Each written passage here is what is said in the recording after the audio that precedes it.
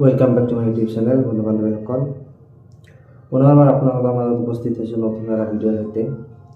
আজিৰ ভিডিঅ'ৰ জৰিয়তে দেখাম কেনেকৈ আপুনি অলপতে প্ৰকাশ পোৱা LP আৰু UP বিজ্ঞাপনত চাকৰিৰ বাবে আবেদন কৰিব। আবেদনৰ প্ৰক্ৰিয়াত কি ডকুমেণ্টছ লাগিব, ডকুমেণ্টছবোৰ কেনেকৈ আপলোড কৰিব লাগিব, সাইজ কেনেকৈ মিলাব লাগিব, ফটো সিগনেচাৰৰ সাইজ কেনেকৈ মিলাব লাগিব, তাৰপিছত NOC লাগিবনে নাই, NOCৰ অপশ্যন আহেনে নাই, এই সকলোবিলাক এইটো ভিডিঅ'ৰ জৰিয়তে আপোনালোকৰ লগত আলোচনা কৰিম। গতিকে ভিডিঅ'টো স্কিপ নকৰাকৈ শেষলৈকে চাবলৈ আহ্বান জনাইছোঁ। যদি চেনেলটোত নতুন তেতিয়াহ'লে ছাবস্ক্ৰাইব কৰিব আৰু ভিডিঅ'টো বেছি শ্বেয়াৰ কৰিব যাতে সকলোৱে নিৰ্ভুলভাৱে চাকৰিৰ বাবে আবেদন কৰিব পাৰে। মোবাইল অথবা কম্পিউটাৰৰ যিকোনো এটা ব্ৰাউজাৰ অ'পেন কৰি ল'ব। মই ক্ৰোম ব্ৰাউজাৰ অ'পেন কৰিছোঁ। www.assam.gov.in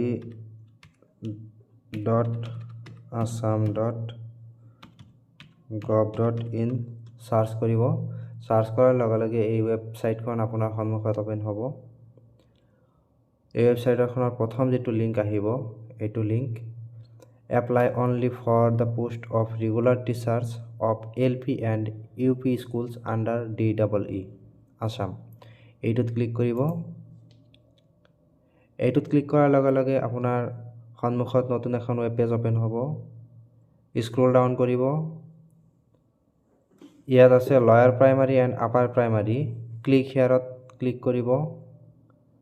ক্লিক কৰাৰ লগে লগে নতুন এখন ৱেব পেজ অ'পেন হ'ব। এতিয়া আপুনি স্ক্ৰল ডাউন কৰিব। তাৰপিছত apply online for new registration এইটোত ক্লিক কৰিব।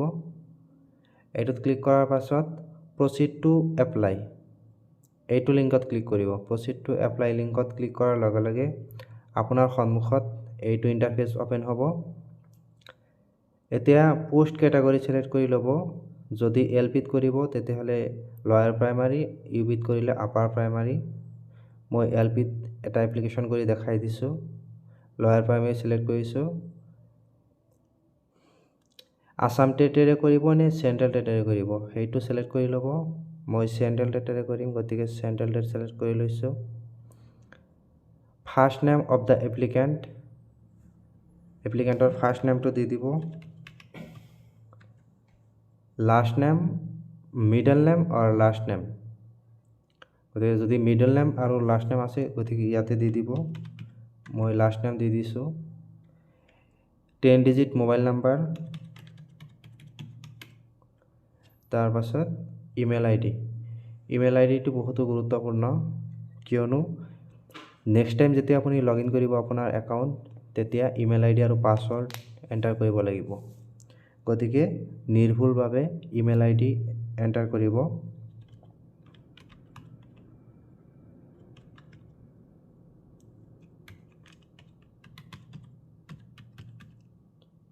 ইমেইল আইডি দিছোঁ। পাছৱৰ্ডৰ ক্ষেত্ৰত lower case letter, upper case letter, number আৰু মিনিমাম 8 কেৰেক্টাৰ হ'ব লাগিব। দিয়াৰ লগে লগে পাছৱৰ্ড মেটচ কৰিছে। এতিয়া ছাবমিটত ক্লিক কৰিব।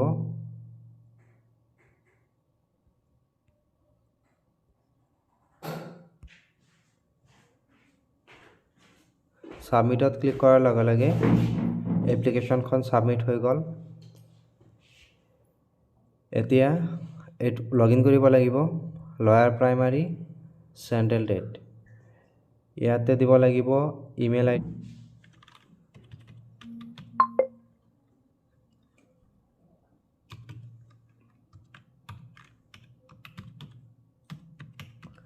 ইমেইল আইডি দিয়াৰ পাছত পাছৱৰ্ড দিব।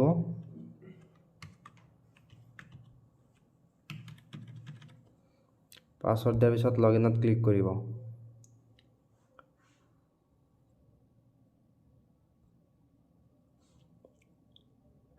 লগ ইন হোৱাৰ পাছত আপোনাৰ সন্মুখত এই পেজখন অ'পেন হ'ব। এই পেজখনত ডিষ্ট্ৰিক্ট চিলেক্ট কৰিব লাগিব।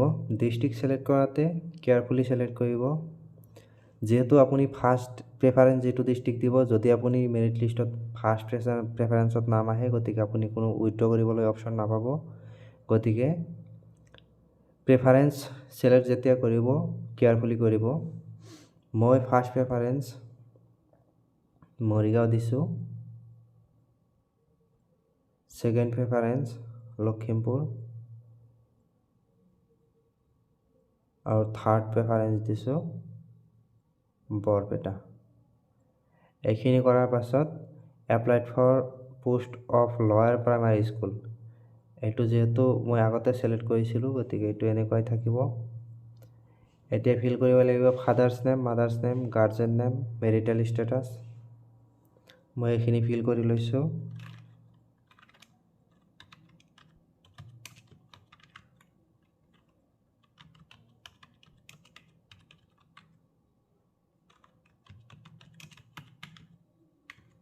এইখিনি ফিল কৰাৰ পিছত মেৰিটেল ষ্টেটাছ, যদি আপুনি মেৰিড হয় তেতিয়াহ'লে ডিক্লাৰেশ্যন এখন দিব লাগিব। সেইটো কেনেকৈ ডাউনলোড কৰিব লাগে মই দেখাই দিম। আনমেৰিড, কাষ্ট কেটাগৰী, যিহেতু মই জেনেৰেল হয় জেনেৰেল দিছোঁ, ডেট অফ বাৰ্থ,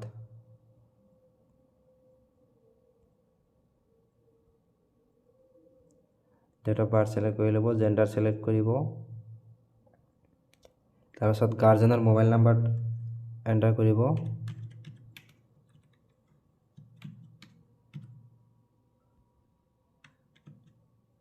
তাৰপাছত ডিটেইলছত প্ৰেজেণ্ট এড্ৰেছ আৰু আছে পাৰ্মানেণ্ট এড্ৰেছ। প্ৰথমে প্ৰেজেণ্ট এড্ৰেছ ফিল কৰিব।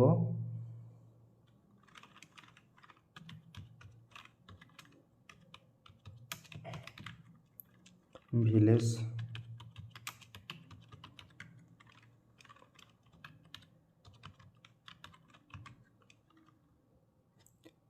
ডিষ্ট্ৰিক্ট ছিলেক্ট কৰি ল'ব Barpeta, state Assam, pincode select কৰাৰ পাছত যদি আপোনাৰ প্ৰেজেণ্ট এড্ৰেছ আৰু পাৰ্মানেণ্ট এড্ৰেছ ছেম হয় এইটো চেক বক্সত টিক মাৰ্ক কৰিব। এইটোত কৰাৰ লগে লগে প্ৰেজেণ্ট এড্ৰেছ আৰু পাৰ্মানেণ্ট এড্ৰেছ ছেম হৈ যাব। তাৰ পাছত আপোনাৰ কৰিবলগীয়া কামখিনি হ'ল are you citizen, are you Indian citizen, এইটো ইয়েছ দিব। তাৰপিছত ইফ ইয়েছ হাউ, এইটো বাই বাৰ্থ দিব। Are you a permanent resident of Assam, yes. Have you represented in sports, যদি আপোনাৰ নেশ্যনেল অথবা ষ্টেট লেভেলৰ চাৰ্টিফিকেট আছে স্পৰ্টছৰ তেতিয়াহ'লে দিব পাৰিব।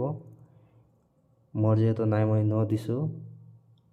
Have you represented in culture, যদি আপোনাৰ কালচাৰেল চাৰ্টিফিকেট আছে নেশ্যনেল অথবা ষ্টেট লেভেলৰ সেইটো দিব পাৰিব।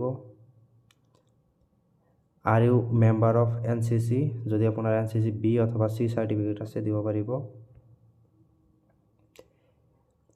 PWD পাৰ্চন, ডিজেবল পাৰ্চন হ'লে ইয়েছ দিব। তাৰ পাছৰ কামখিনি হ'ল এডুকেশ্যনেল কোৱালিফিকেশ্যন, HSLC পাছিং ইয়াৰটো দিব লাগিব, passing year. Are you science background, ছায়েন্সৰ হ'লে ইয়েছ দিব আৰু যদি আৰ্টছৰ হয় ন' দিব, বা কমাৰ্চৰ হ'লেও ন' দিব। 12th qualification details, roll number দিব লাগিব, গতিকে প্ৰথমত ৰোল নম্বৰটো দি লৈছোঁ মই।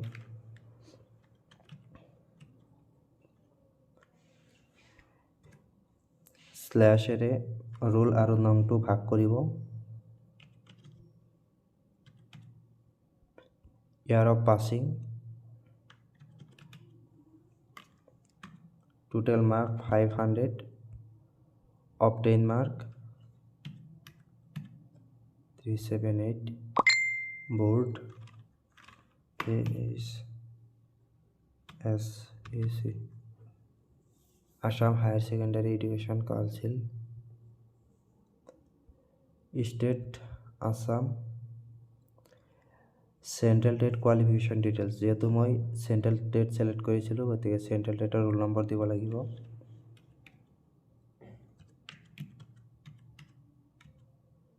চেণ্ট্ৰেল টেটৰ roll number, year of passing 2019, total mark 150 mark, obtained mark 97 State Assam Central State Certificate Number আপুনি যেতিয়া সাৰ্টিফিকেট ডাউনলোড কৰিব তাতে সার্টিফিকেটত কোনো নাম্বার নাপাব কিন্তু মার্কশিটত সিরিয়াল নাম্বার বুলি এটা নাম্বার আছে সেই নাম্বারটো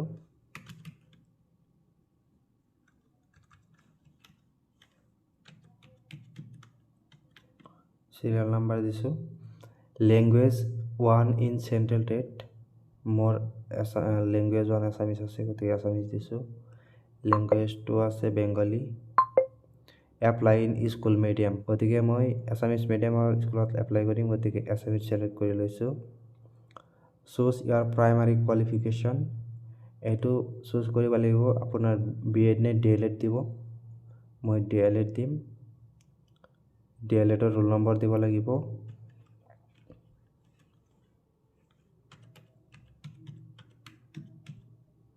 ডিএলএডৰ ৰোল নম্বৰ দিছো passing year 2019 total mark 2000 of 10 mark 1589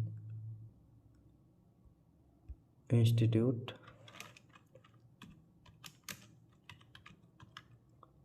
Sangha state Assam service details যদি আপুনি এক্স সার্ভিসম্যান আর্মি অথবা নেভি অথবা এয়ারফোর্সত তেতিয়াহলে দিব আর নহলে ন দিব are you working as a teacher আপুনি যদি কর্মরত টিচার হয় তেতিয়াহলে কন্ট্রাকচুয়াল রেগুলার অথবা স্টেট পুলার হলে দিব আর নহলে ন দিব তার পিছত আপুনি ডিক্লেয়ার দিব লাগিব I hereby declare that I am aware that I do not have more than 2 living children.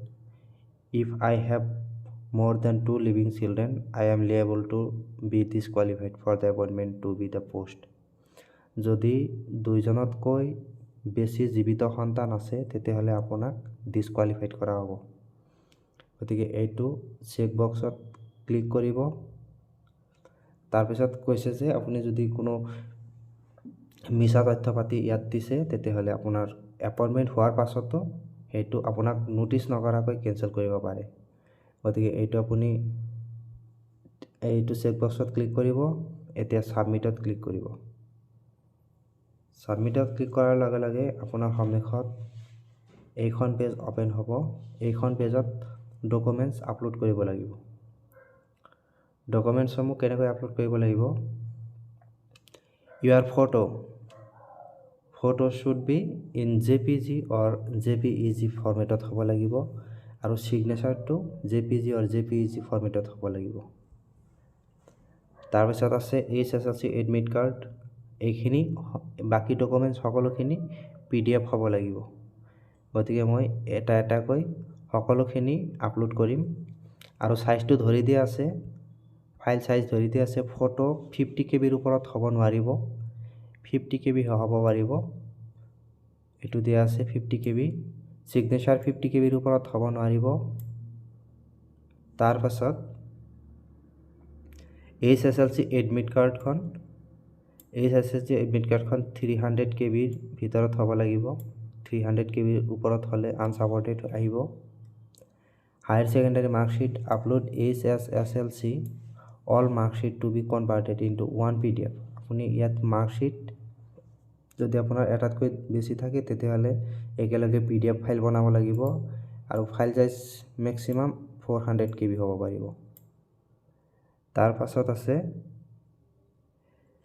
Upload HSLC certificate এটো আপোনাৰ হায়াৰ সেকেন্ডাৰী সাৰ্টিফিকেটখন আপলোড কৰিব লাগিব 300 KB আপলোড টেট মাৰ্কশিট আপোনাৰ টেট মাৰ্কশিটখন 400 KB ৰ ভিতৰত স্ক্যানিং কৰিব লাগিব আৰু PDF ফৰমেটত স্ক্যানিং কৰিব লাগিব তাৰ পিছত আপলোড কৰিব লাগিব তাৰ পাছত আছে আপলোড টেট সাৰ্টিফিকেটও 300 KB ৰ ভিতৰত আপলোড কৰিব লাগিব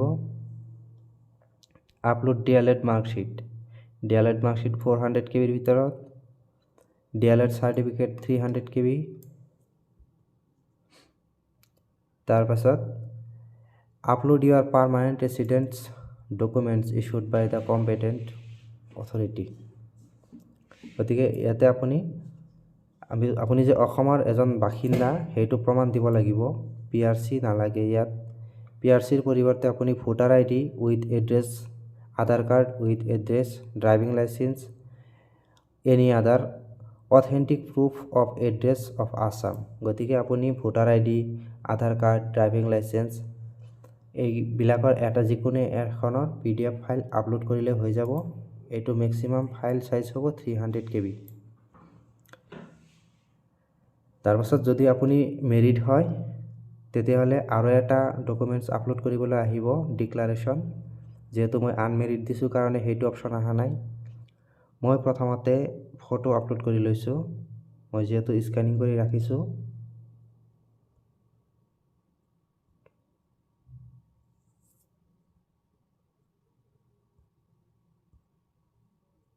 মই প্ৰথমতে মোৰ ফটো আপলোড কৰিছোঁ। ফটো ছাকচেছফুলি আপলোড হৈ গ'ল। এতিয়া মই ছিগনেচাৰ আপলোড কৰিম। ছিগনেচাৰ ছাকচেছফুলি আপলোড হৈ গ'ল। আপলোড SSLC এডমিট কাৰ্ড, এইখন আপলোড কৰি SSLC এডমিট কাৰ্ডখন আপলোড কৰিছোঁ। Documents upload successfully, SSLC marksheet. সম্পূৰ্ণ ফাইল আপলোড কৰাৰ পাছত স্ক্ৰল ডাউন কৰিব, ছাবমিটত ক্লিক কৰিব। যদি আপোনাৰ কিবা এডিট কৰিব লগা থাকে পিছলৈ কৰিব পাৰিব, যিহেতু আপুনি ছাবমিট কৰিব লাগিব এডিট কৰিব লগা হ'লে। ছাবমিট কৰাৰ পাছত আপোনাৰ সন্মুখত আপোনাৰ এপ্লিকেশ্যন ফৰ্মখন ৰিভিউ হ'ব। ইয়াৰে পৰা যদি আপুনি কিবা এডিট কৰিব লগা থাকে তেতিয়াহ'লে এডিট কৰিব পাৰিব। ফাইনেল ছাবমিট কৰাৰ পাছত এডিট কৰাৰ কোনো অপশ্যন নাথাকে। গতিকে এতিয়া আপুনি এডিট কৰিব পাৰিব। যিহেতু মোৰ সকলোখিনি ঠিকে আছে, এডিট কৰিব লগা নাই, গতিকে মই সকলোখিনি চেক কৰিছোঁ। চেক কৰি এইটো চেক বক্সত ক্লিক কৰিব। চেক বক্সত ক্লিক কৰাৰ পাছত ছাবমিটত ক্লিক কৰিব। এতিয়া ছাবমিট কৰাৰ পাছত কোনো ধৰণৰ এডিট কৰিব নোৱাৰিব। গতিকে যদি কিবা এডিট কৰিব লগা আছে আগতীয়াকৈ এডিট কৰি ল'ব।